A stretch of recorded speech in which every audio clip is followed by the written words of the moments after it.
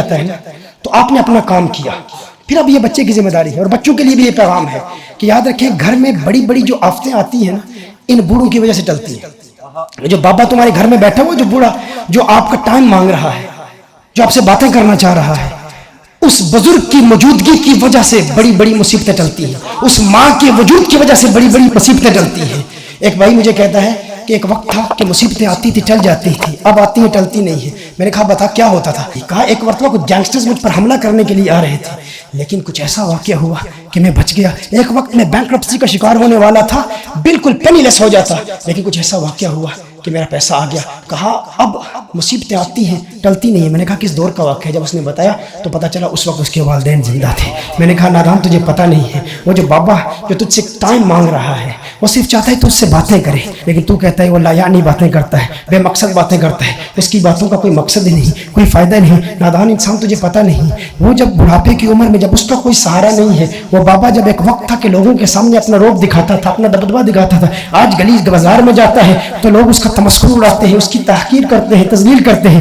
وہ کہتا ہے کہ یار کوئی دور تھا لوگ میری باتیں سنتے تھے, اب تو میرا کوئی سننے والا ہی نہیں ہے. جب وہ ٹوٹا ہوا دل لے کر گھر میں آتا ہے نا اور چاہتا ہے کم از کم اپنے بیٹے سے تو بات کروں نا, اور بیٹے کو ڈانٹتا ہے اور بیٹا بھی پھر آنکھیں نکال کے جب بات کرتا ہے تو پھر اس باپ کا دل ٹوٹتا ہے. اور جس کے گھر میں ٹوٹا ہوا دل لے کر باپ بیٹھا ہوا ہو نا تو یاد رکھو پھر اس کا مستقبل برباد ہے, اس بیٹے کا مستقبل برباد ہے. تو اپنے باپ کو ہنساتا ہے, دنیا کی محتاجی سے بچ جاتا ہے. اگر بوڑھے باپ کو صرف تم لطیفے سنا کر کوالٹی ٹائم دو, صرف اتنا کہو کہ میں نے بالی ووڈ سٹارز کی ساری سٹوریاں سیکھ لی, میں جانتا ہوں کہ فلاں سٹار کی لائف سٹوری کیا ہے, فلاں فٹ بالر کی بایوگرافی کیا ہے, میں جانتا ہوں کہ بھائی فلاں کرکٹر کی بایوگرافی کیا ہے, فلاں مشہور شخصیت کی بایوگرافی کیا ہے, لیکن کیا تو نے اپنے باپ کی بایوگرافی بھی پڑھی, اپنے باپ کی سٹوری بھی پڑھی کہ تیرے باپ کی سٹوری کیا ہے, کس طرح محنت کر کے, کس طرح مزدوری کر کے اس نے تیری پرورش کی, کتنی محنت کر کے زمانے کا مقابلہ کرتا رہا, لیکن تجھے پتہ ہی نہیں کہ تیرے باپ نے تیرے لیے کیا کچھ نہیں کیا. اور آج وہ باپ گھر میں بیٹھا ہوا ہے اور تو سمجھتا ہے کہ لایانی باتیں کرتا ہے. اب دور بدل گیا ہے, زمانہ بدل گیا ہے, وقت بدل گیا ہے,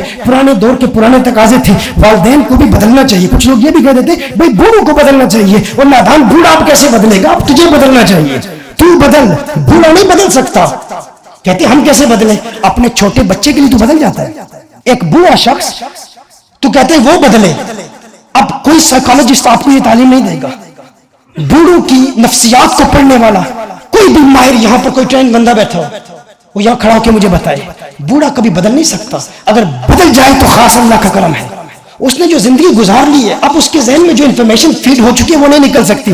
ہاں اگر تو 20-30 سال کا ہے تو بدل سکتا ہے. کیسے؟ جیسے تو 30 سال کا ہے اور اپنے 3 سال کے بچے کی عادتیں اپنا لیتا ہے. ڈاکٹر کہتا ہے کہ بچے کو سویٹس نہ دو, بچہ ضد کرتا ہے تو اس کو کوئی اور چیز دے دیتا ہے, تو اس کو پارک میں لے جاتا ہے. پھر کہتے ہیں بابا ضد کرتا ہے, بھائی ایک مرتبہ ڈاکٹر کے پاس لے کے گیا ہوں, ایک مرتبہ میں اسپتال لے کے گیا ہوں, ڈاکٹرز نے یہ کہا کہ یہ بوڑھا یہ نہیں لے سکتا, یہ پھر وہی ضد کرتا ہے. اب اس کو کیسے راضی کروں, بھائی میرے پاس ٹائم نہیں ہے. میں کہتا ہوں تو 30 سال کے ہو کے 30 سال کی عمر تک پہنچ کے اپنے 3 سال کے بچے کی طرح بچہ بن گیا ہے, تو 30 سال کا ہو کے 80 سال کا بابا کیوں نہیں بن سکتا؟ تو اس کی عادتوں کو کیوں نہیں سمجھ سکتا؟ تجھ میں تو ابھی ہمت ہے اور توقع اتنی ہے کہ وہ بابا بدل جائے, وہ نہیں بدلے گا. اب اگر تو چاہتا ہے کہ تیرا مستقبل سمجھ جائے تو اب تو اپنے بابے کی عادات کو سمجھنے کی کوشش کر. تو جانتا نہیں وہ لایانی باتیں کر رہا ہو, غیر معقول باتیں کر رہا ہو, لیکن بڑے بڑے مقدموں سے اگر تجھے چھٹکارا ملے گا, آزادی ملے گی, تو فقط اپنے باپ کے ساتھ, اپنی ماں کے ساتھ ٹائم سپینڈ کرنے کی برکت سے ملے گی. کوالٹی ٹائم, جس طرح ہماری آرگنائزیشن میں کنز الہدیٰ میں کیونکہ 15 منٹس ایٹ لیسٹ 15 منٹ آپ بھی اپنے بچوں تک, جن کے بچے یہاں نہیں آئے ہیں, ان تک یہ پیغام پہنچائیں خدا کی قسم. اور اگر نہیں سنتے, اگر نہیں مانتے تو اب ان کی محنتیں کرنے کی ضرورت نہیں ہے. میرے پاس ایک نوجوان ہے, ٹھیک ٹھاک امیر لڑکا, اور وہ کہتا ہے کہ میرے باپ نے یہ وصیت کی تھی کہ میری ڈیڈ باڈی, چونکہ یہاں سے کبھی کبھی اسپتال والے باڈی نہیں دیتے نا, تو کہا کہ اس نے وصیت کی تھی کہ میری باڈی کے ساتھ وقت گزارنا, تنہا جب میری ڈیڈ باڈی ہوگی تو میرے ساتھ رہنا, پتہ نہیں کتنا وقت لگ جائے. تو وہ پہلے دن ابھی باپ کا انتقال ہوا تو ہمارے پاس ہے, اس نے کہا کہ کچھ نوجوانوں کو بھیج دیں کہ میرا باپ فوت ہو گیا ہے. تو میں نے کہا کیا کرنا ہے؟ کہا اس نے وصیت کی تھی مجھے. میں نے کہا وصیت تو تجھے کی تھی نا, ہمیں تو نہیں کہا تھا نا. اس کی باتوں سے میں اتنا حیران ہوا, اور اس باپ نے اپنے بیٹے کے لیے بہت کیا, بہت کچھ کیا, بڑی محنت کی اس کی پرورش کے لیے, اس کے کاروبار کے لیے, اور بہت بڑا بزنس مین ہے وہ, اور ساری کمائی باپ کی تھی. کہا کیا کروں بھائی, میں باپ کی لاش کے ساتھ بیٹھا ہوا، اس کی ڈیڈ باڈی کے ساتھ بیٹھا ہوں، اس کے ہاتھوں کو دیکھ رہا ہوں، غور سے دیکھتا ہوں تو محسوس ہوتا ہے کہ اس کے ہاتھ کانپ رہے ہیں، مجھے کچھ حرکت سی محسوس ہو رہی ہے، مجھے ڈر سا لگتا ہے، مجھے ڈر لگتا ہے. ساری عمر میں آٹا گنیا ہاں تے لکھاں کیتے پیڑے، ساری عمر میں آٹا گنیا تے لکھاں کیتے پیڑے، گئی جوانی آیا بڑھاپا تے کوئی نہیں آمدہ نیڑے، کوئی نہیں آمدہ نیڑے، کوئی قریب نہیں آتا. اور وہ ایک ظالم کہہ رہا ہے کہ مجھے ڈر لگ رہا ہے، اگر ہاتھ میں حرکت سے مجھے محسوس ہو رہی ہے، مجھے یہ خوف آتا ہے کہ آنکھیں نہ کھول دے، کہ بابا لوٹ کے نہ آ جائے. میں نے کہا ارے نادان انسان، اتنی بگڑتی جانبی واری ڈراما بنیا، ہاتھ نہیں لاؤندے ڈردے ڈراؤنا بنے، لوگ ڈرتے اپنی اولاد جانبی ہوئی ڈراؤنا بنیا تے ہاتھ نہیں لاندے ڈردے، جنہ نہیں تو پاپ کمایا کتنے گئے تیرے کر دے. جن کے لیے حرام کماتا رہا، پتہ ہی نہیں حلال کیا ہے حرام کیا ہے. بیٹے نے کہا شادی کے لیے فلاں ہال بک کرنا ہے، فری مکسنگ ہو، مخلوط محفلیں ہو، پاپ سٹارز ہو، حرام ہو، جائز ناجائز میں تفریق نہیں کی، کچھ فرق نہیں کیا. اس کے لیے جنہوں نے تو پاپ کمایا، ان کے لیے تو پاپ کماتا رہا ہے، کتنے گئے تیرے کر دے، آج کہاں گئے وہ. سب سے اہم پیغام کہ اگر اولاد بات نہیں مانتی، اب ان کو اللہ کے حوالے کریں، خود اللہ سے لو لگائیں. آپ کی دعا میں وہ تاثیر ہے. میں نے اس طرح کہا استغفار پڑھیں. اور اولاد کے لیے خدا کی قسم اس سے بڑا بغیرت بیٹا کون ہو سکتا ہے جس کے ماں باپ بیٹے سے ڈرتے ہیں. ہم نے ایسے بھی دیکھے ہیں، بچوں سے ماں باپ ڈرتے ہیں. رشتہ دار گھر میں آئے ہوئے ہو نا تو ماں بچے کو بلاتی نہیں ہے، باپ بلاتا نہیں ہے اپنی عزت بچانے کے لیے کہ پتہ نہیں اکڑ کے جواب دے دے، توہین نہیں کر دے. بیٹا اوپر سو رہا ہے جی، میں نے بلایا ہے لیکن وہ آرام کر رہے ہیں نا حضرت، کیونکہ انہوں نے کل کام پر جانا ہے.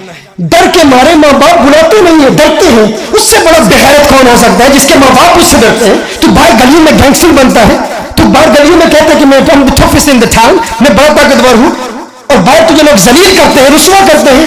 جب باہر گلی میں نہیں چلتی تو باپ کیا آگے کرتا ہے، باپ کو ڈراتا ہے. اس سے بڑا بغیرت کون ہے، لو لائف کون ہے جس کے ماں باپ اس سے ڈرتے ہیں، اپنے ماں باپ کو ڈراتا ہے. تو یاد رکھ وہ وقت آنے والا ہے، وہ وقت دور نہیں ہے پھر تیری اولاد تجھے ڈرائے گی، تیری اولاد تجھے ڈرائے گی. اگر آج اللہ نے وقت دیا ہے، ماں باپ زندہ ہیں تو ان کی قدر کرو، ان کو کوالٹی ٹائم دو.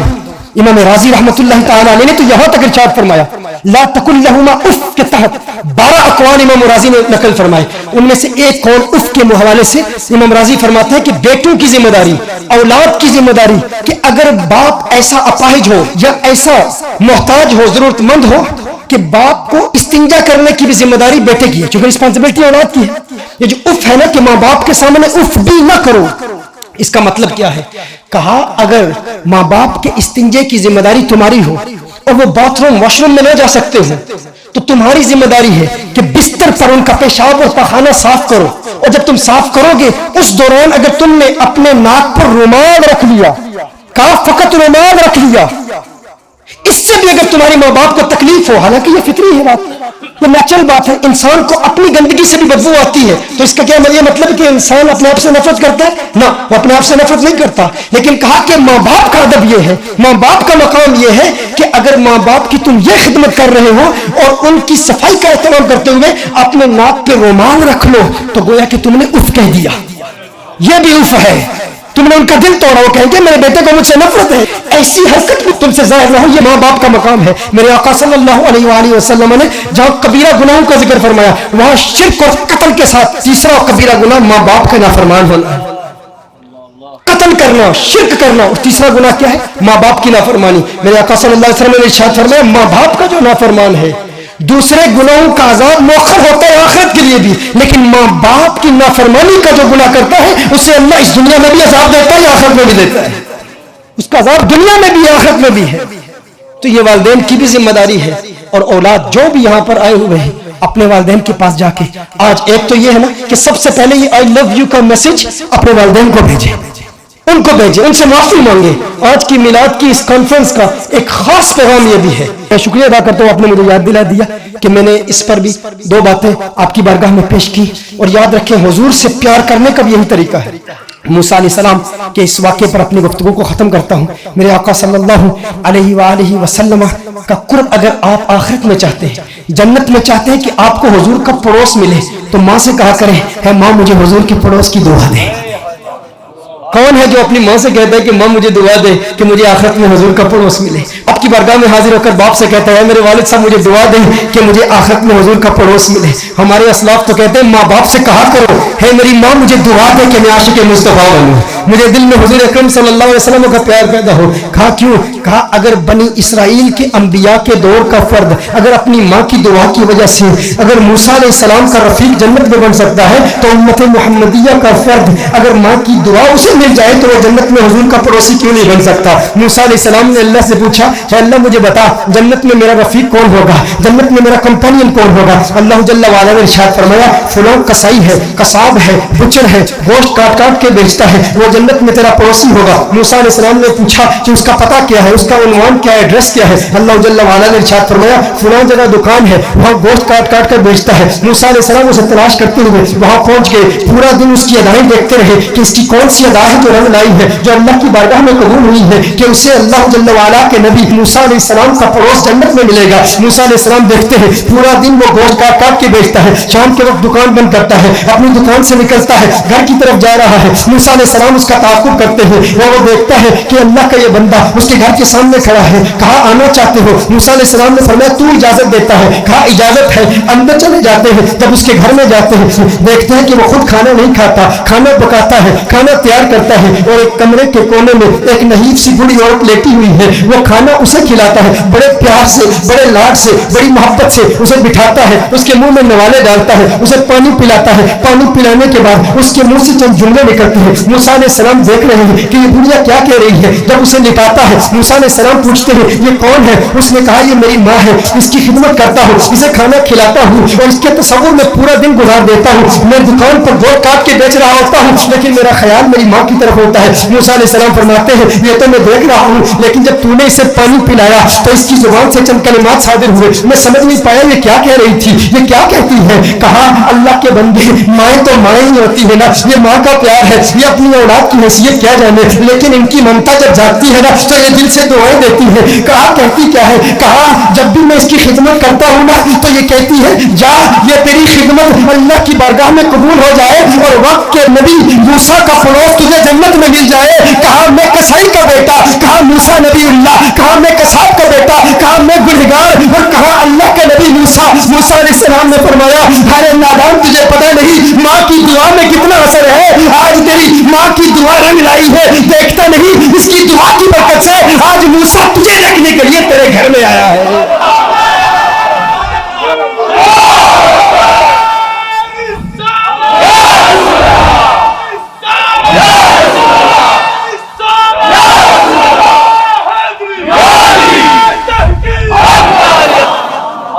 میرے دوستو یہ ہے اس ماں کا مقام۔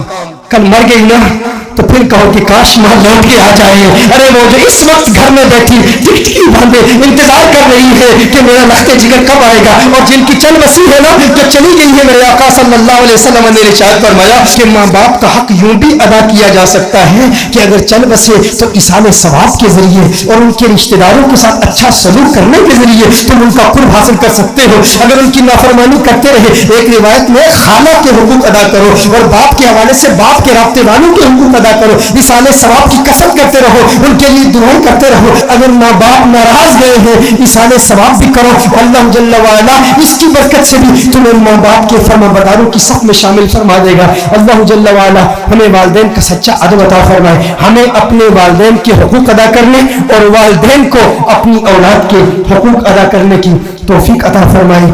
وآخر دعوانا ان الحمد للہ رب العالمین۔